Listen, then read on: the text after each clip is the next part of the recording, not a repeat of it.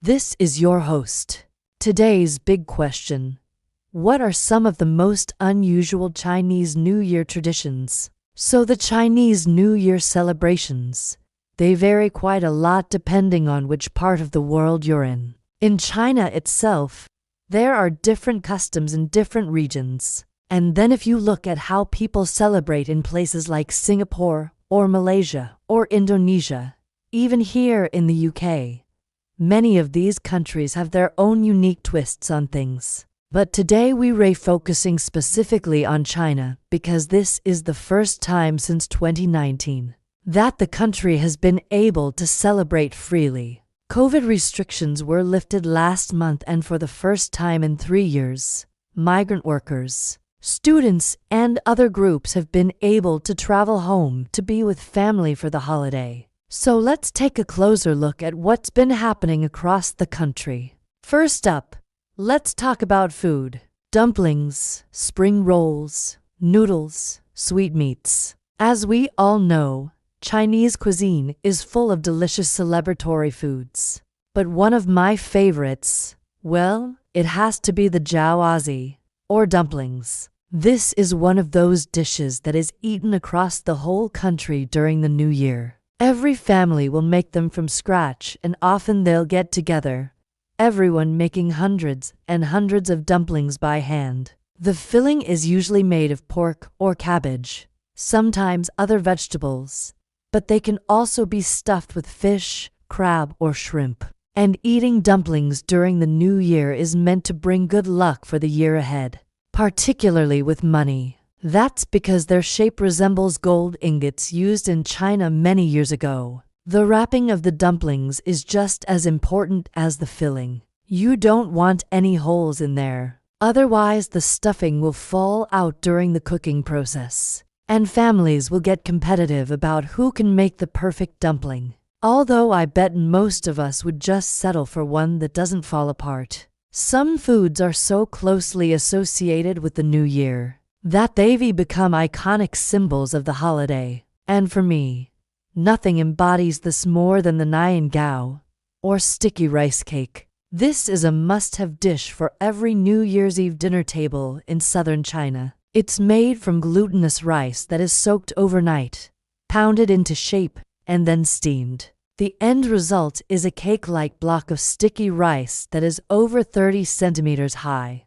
And this is no small feat. Making the nian-gao takes skill and strength, and in some homes, it can take for people half a day to finish. What makes this dish so special is the way it's made. It has to be cut while it's still hot, and each slice represents a better future.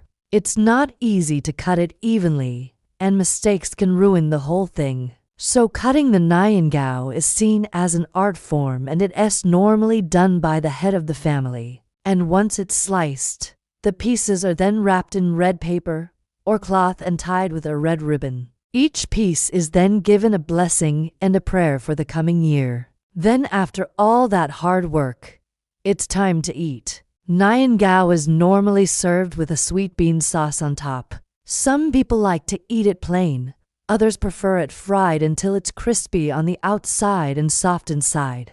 It's definitely not diet food. The whole thing is really heavy, sticky, and sweet. It's not something you can eat every day, but it's perfect for celebrating the New Year. Of course, food isn't the only thing that gets the special treatment.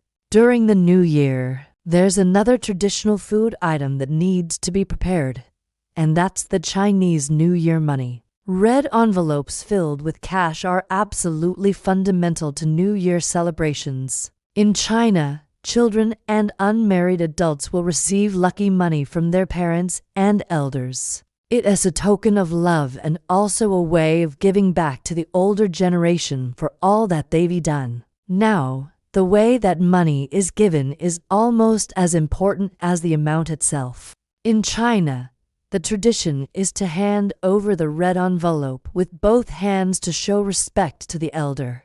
Also, the amount itself has to be carefully chosen. Even numbers like 4 and 6 are unacceptable because the numbers sound like death and suffering in Chinese. So forget about $60 or $240. These amounts are off limits. Also, the amounts with 8 or 9 need to be avoided because the numbers sound like death and pain. Therefore, $80 or $69 are unacceptable amounts. So the most common amounts you'll see are 30, 36, 42, 50, 54, 60, 72, and 88. Although this custom is popular in China, Hong Kong, Macau, and Taiwan, in other places like Singapore, the Ang Pao, as it's known locally, has taken on a different meaning. For example, you might give Ang Paos to your friends or colleagues, too,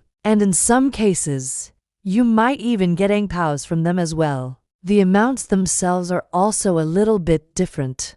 In Singapore, the minimum amount you should give is 20 Singapore dollars. That's about $15. Of course, the more money you give, the better, especially if you're married. Friends will expect a minimum of $50 per person. That's about $37. Cousins and relatives will get a minimum of $100 or about $70 for US dollars. If you're giving red packets to multiple people, then it's acceptable to give $20 to $50 to each person. That's about $15 to $37. Giving red envelopes with cash is a sign of respect, especially to elders. But it's also a great way to show others how much you appreciate them. This new year, why don't you try giving red envelopes with cash to your loved ones? They'll definitely appreciate it. But not everything associated with Chinese New Year revolves around eating.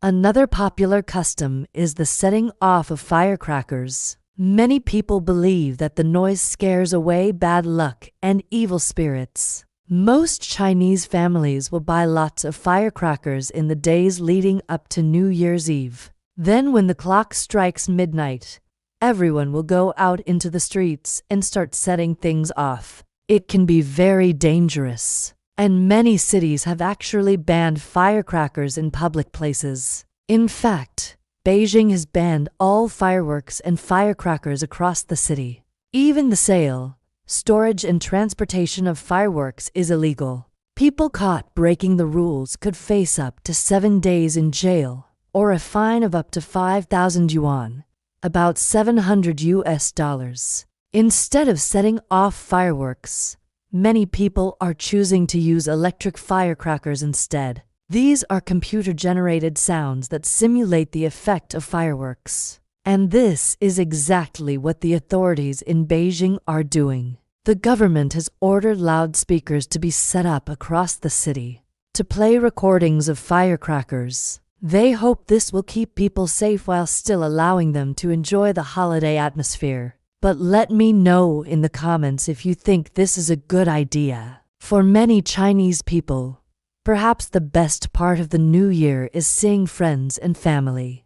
During the holiday, many people will travel thousands of kilometers to get back home. In China, family reunions are a huge deal, and people will save up for months to make sure they can afford to travel. Last week, millions of Chinese people traveled across the country. Many had to queue for hours at train stations and airports to get home for the holidays. Sadly, not everyone was able to make it. Some people couldn't afford the journey, and others simply couldn't get time off work. But for those who did make it home, the joy was palpable. The Lunar New Year is about spending time with loved ones and enjoying life. It's a chance to reflect on the past year and look forward to the next one. The pandemic may have dampened the mood in recent years, but now restrictions have finally been lifted. People across China are looking forward to celebrating with their family and friends.